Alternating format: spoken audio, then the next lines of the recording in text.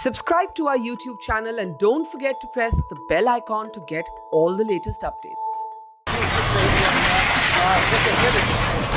तो उसने अपना काम चालू कर दिया है। जो जाने का रास्ता था ऊपर सीढ़ी उसको ढाया जा रहा है और ये अवैध रूप से इमारत की या बिल्डिंग को ढाया जा रहा है। इलीगल कंस्ट्रक्शन के बारे में सरकार ने कहा था कि इसे हटा दिया जाए, लेकिन नहीं हटाया गया। ओवर कोर्ट की कार्रवाई की जा रही है। It's great to see you here. Thank you for watching our work.